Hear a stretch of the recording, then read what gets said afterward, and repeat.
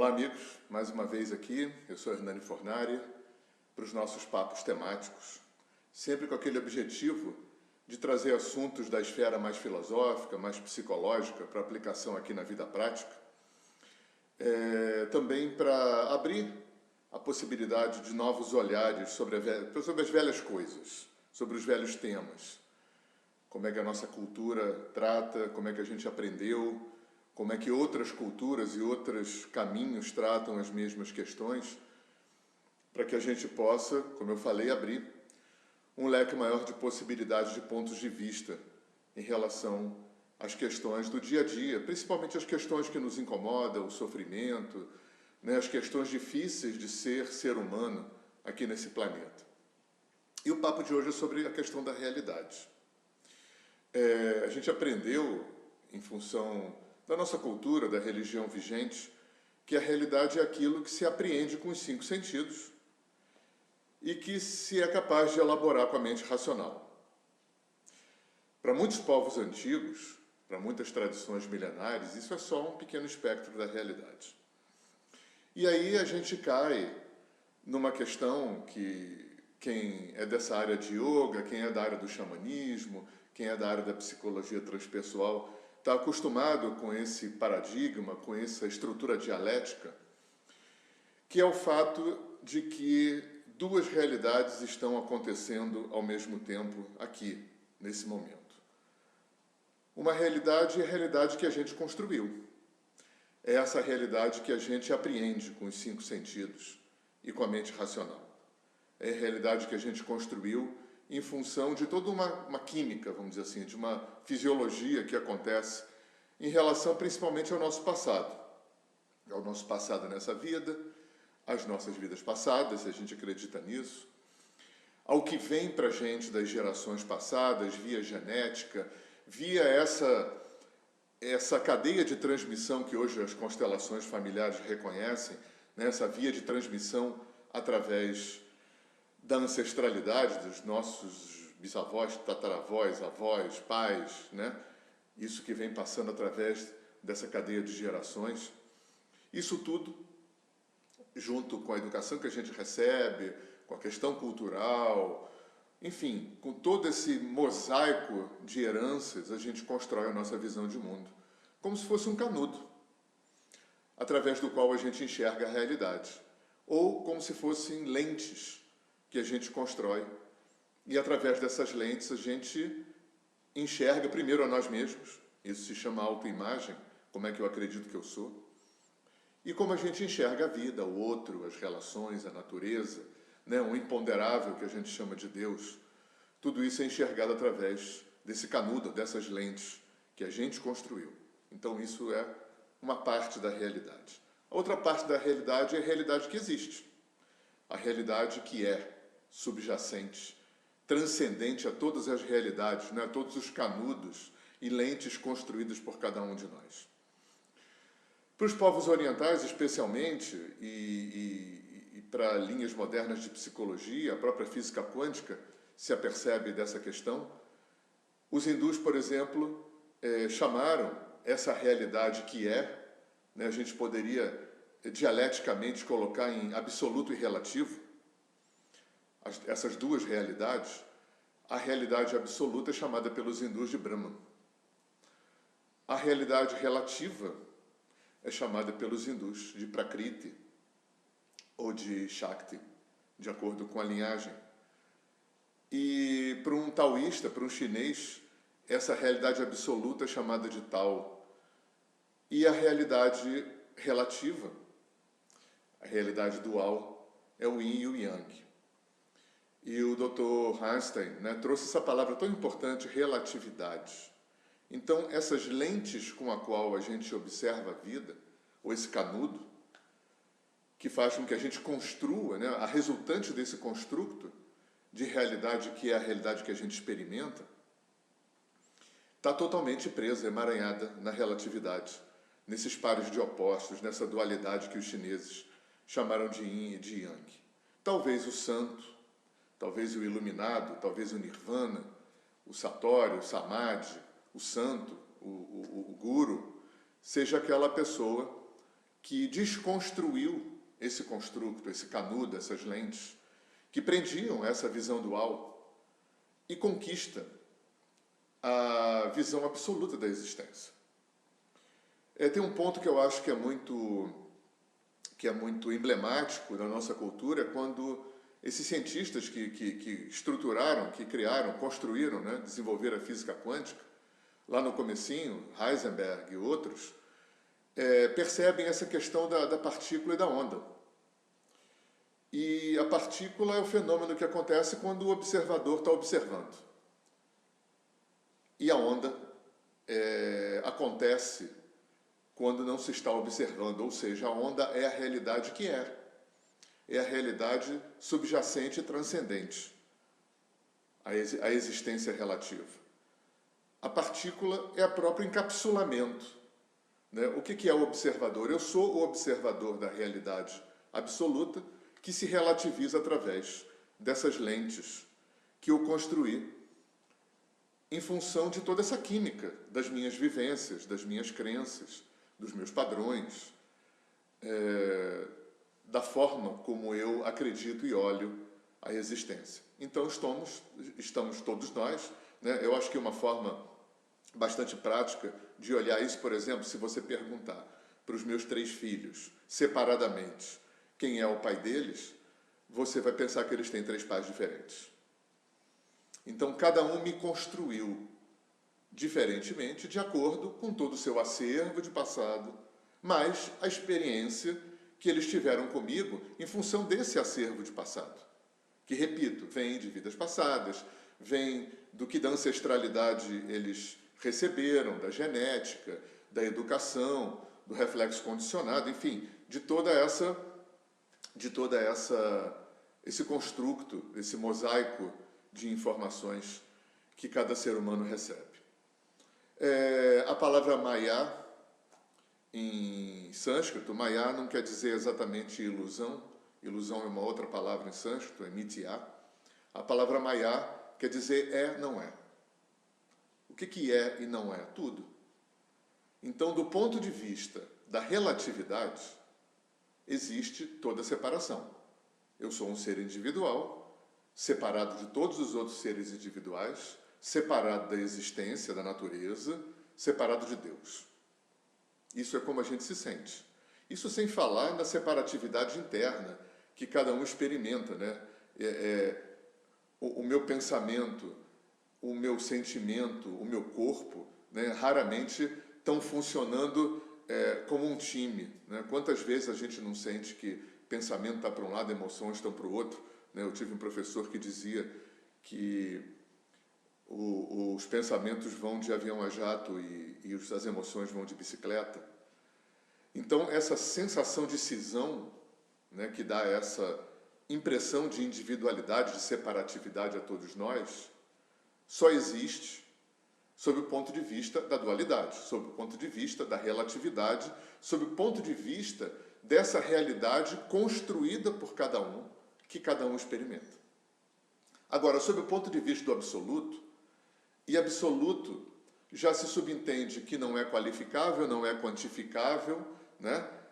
Sob o ponto de vista do absoluto, Deus não é bom, nem mau, nem bonito, nem feio, nenhuma qualificação que possa se dar, porque qualquer qualificação, qualquer quantificação prende o conceito na dimensão do relativo. Então, essa dimensão transcendente, essa dimensão imanente, transcendente, não qualificável, imanifesta, né, que, como eu falei, os hindus chamam de Brahman, de Purusha, os chineses chamam de Tao, os índios americanos chamam de Wakantanka, o grande mistério, é essa dimensão absoluta, é a realidade que onde não existe a separatividade. Então, me parece com esse conceito que o caminho da iluminação, como eu falei, talvez seja a desconstrução dessa lente construída basicamente de passado. E aí a gente vai cair nesses paradoxos, né? Nós somos simultaneamente unidos e separados, nós somos simultaneamente iguais e diferentes, né? Você vê que cada um de nós tem uma fisionomia, tem um rosto, isso é uma magia fantástica, ninguém é parecido com ninguém, até irmãos gêmeos têm diferença, cada um tem uma impressão digital diferente. Isso nos dá uma característica de singularidade muito interessante. Mas, ao mesmo tempo, todos vivemos a mesma história humana. Salvo exceções, todo mundo tem um corpo físico, com 2 braços, 2 pernas, todo mundo nasceu de um ventre materno, todo mundo teve pai, mãe, avô e avó, todo mundo tem tristeza, alegria, chora, tem desejos, tem tesão, tem talentos, todo mundo tem emoções, todo mundo tem pensamentos, né? A história humana é a mesma história. O que muda na história humana e que dá essa aparência individualizada, a gente poderia dizer que é figurino, cenário, script e sonoplastia e iluminação, porque essencialmente a história humana é exatamente a mesma história. Estamos vivendo as mesmas questões humanas, a mesma problemática humana, cada ser humano vive as mesmas questões que todo ser humano vive desde sempre. Tem os mesmos anseios, sente as mesmas coisas, pensa da mesma forma, de uma forma generalizada. Então, isso nos confere uma unicidade muito interessante. O Capra, aquele físico, fala que existe a física das conexões, e ele fala que quando a gente fala em somos todos um, a gente entra logo numa dimensão espiritualista, transcendente, né? Somos todos um na energia, no espírito, mas somos todos um na matéria. Estamos trocando, misturando átomos o tempo todo. Eu estou aqui nessa sala e os átomos dos móveis, das paredes, do teto, do meu gato, das plantas que estão aqui do lado de fora, os meus átomos estão todos... Essa matéria está sendo trocada o tempo todo. Nem na matéria nós temos uma individualidade real. Desculpem a redundância, uma realidade real. Até porque a física sabe que essa aparência sólida de tudo, minha e dos móveis em volta e da casa, ela também é só um ponto de vista. Então, na verdade, estamos presos num ponto de vista. Estamos presos num ponto de vista relativizado sobre a realidade. Olhando do lado mais terapêutico, trazendo aqui para uma parte, um lado mais prático, o que confere principalmente essa lente, né? Esse canudo que prende a gente nessa relatividade e nessa grande sensação de cisão e de separatividade que a gente vive? Um inconsciente cheio de memórias, de questões não resolvidas. Como se a gente tivesse um HD nesse inconsciente, com uma imensa lista de pendência de todos os exercícios evolutivos que a gente contratou, que a gente combinou, que a gente atraiu, né? A gente não trabalha aqui, eu não trabalho com essa ideia de culpa e vítima, de azar, de acaso, de Deus castiga. Eu sou corresponsável, co-criador por toda a minha existência. Quem quer que seja Deus, antes de morar num paraíso distante, mora dentro de mim, como um eu superior, como uma presença divina, vamos chamar assim. E esse eu superior, né, esse Hernani que já está na completude, trabalhando pela integração do Hernani humano, atrai as experiências que esse Hernani humano precisa exercitar, como um campo de provas, né? A Terra, essa existência é uma grande escola, é um grande campo de provas, é um grande campo de treinamento, um grande estádio de treinamento, como um atleta de Olimpíada, que precisa de obstáculos, precisa de resistência, precisa de provas, de testes, para poder crescer. Sem obstáculo, ninguém cresce. Sem obstáculo, tudo pararia. Talvez a nossa cultura tenha dado a essa característica inerente à existência de colocar obstáculos para crescer, tenha chamado isso de mal, tenha lido essa instância colocadora de obstáculos, né? Facilitadora de exercícios e provas e de dificuldades para serem superadas. Isso, de uma certa forma, foi visto na nossa cultura como sendo o mal. E Satanás, alguém que criou uma guerra com Deus, fomentando esse mal, quando, na verdade, muito mais provavelmente, esse Satanás seja essa força autorreguladora interna que todo o universo tem, de sempre estar criando obstáculos e resistência para poder haver superação, para poder haver crescimento. E nessa dimensão inconsciente, a gente deve lembrar que 80, 90% do psiquismo é inconsciente. Ali, como eu falei de brincadeira, tem um HD, aonde a gente instala toda a programação. A programação das coisas que foram bem resolvidas, que foram equilibradas em nós, que foram capitalizadas a favor do nosso crescimento evolutivo, estão ali como softwares, né? Bons softwares, vamos chamar assim. Só que a gente não dá conta de tudo, né? Nem tem essa obrigação rígida de dar conta de tudo. Muitas coisas não foram resolvidas. Isso vale para vidas passadas, coisas que não foram resolvidas em outras vidas, passam para essa vida como uma lista de pendência de coisas a resolver. Assim, hoje a gente sabe que em gerações passadas, o que não foi curado, o que não foi resolvido, o que não foi integrado, pula para as gerações seguintes em busca de autorregulação. E fica esse fator dificultador, que é o fato de que a maior parte disso acontece no âmbito inconsciente. Muitas coisas a gente herda, como as questões ancestrais, muitas coisas que a gente carrega em busca de autorregulação não são nossas, são coisas de outras pessoas. Muitas coisas não são dessa vida.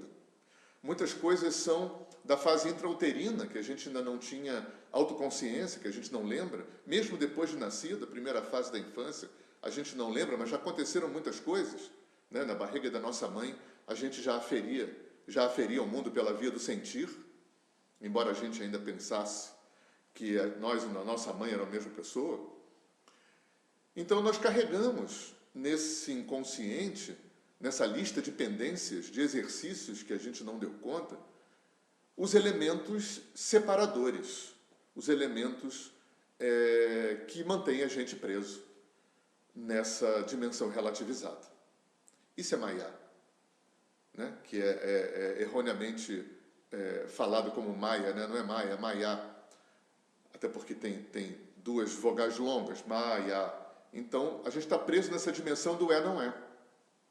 E quando a gente está preso nessa dimensão de Maya, a realidade para a gente acaba sendo tudo aquilo que a gente consegue aferir com 5 sentidos e com a mente racional. A realidade acaba sendo essas 3 dimensões de espaço e a dimensão do tempo, que é onde a gente, num primeiro extrato de realidade, a gente está preso. Mas a gente buscando as tradições antigas, né, os xamãs, os orientais, os africanos, a gente vê que essas culturas consideravam a realidade multidimensional do universo. O universo não opera só em 4 dimensões, 3 de espaço e 1 de tempo. O universo opera em infinitas dimensões. Por isso, nós recebemos um 6º sentido. E na nossa cultura a gente só aprende que tem 5 sentidos. Nós temos 5 sentidos para lidar com 4 dimensões. E nós temos um sentido, que é esse 6º sentido, chamado também de percepção extrasensorial, sensitividade, paranormalidade, mediunidade, que é a ferramenta, o canal, a porta de entrada para essas multidimensões, né? A dimensão do inconsciente, a dimensão do mundo dos desencarnados, a dimensão das vidas passadas, a dimensão dos povos das estrelas, a dimensão do mundo angélico, a dimensão do mundo elemental, né? E outras tantas infinitas dimensões que compõem essa criação holográfica. A nossa criação não é analógica, a nossa criação não é cartesiana nem mecanicista, como se acreditou até pouco tempo atrás na nossa cultura. A existência é holográfica, cada parte compõe o todo. O nosso cérebro opera holograficamente. Então, talvez esse seja a grande lição que o Oriente e essas culturas antigas têm para dar para a gente, né? Em termos de reeducação, de abertura de um novo ponto de vista, né? De agregar na nossa visão de mundo esse aspecto multidimensional da existência. De agregar nessa visão de mundo o fato de que nós temos um vasto inconsciente, onde reside toda a nossa ignorância de quem nós somos. Para um oriental, nós não somos pecadores e culpados de nascença. Nós somos perfeitos desde sempre, apenas ignoramos esse fato.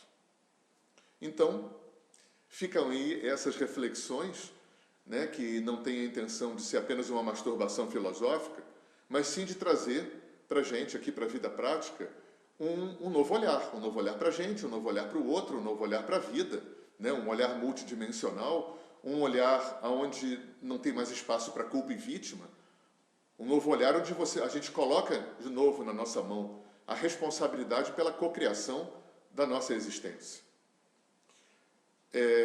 Pela cocriação das nossas escolhas, das nossas opções, são todas feitas com a nossa chancela, com o nosso aval, ainda que a gente não lembre, né? A gente não pode esquecer que a gente sofre uma grande amnésia quando aterriza numa barriga materna, quando a gente acorda de manhã e a gente esquece tudo que trabalhou nas 8 horas de sono nas outras dimensões, e além do que acontece nessa dimensão do psiquismo inconsciente. Então, talvez sejam nessas dimensões em que a gente faz os contratos, as combinações e aceita os exercícios e os obstáculos e as resistências necessárias para que a gente possa crescer e se expandir. Então, ficam aí essas reflexões. Até um próximo papo. Um grande abraço.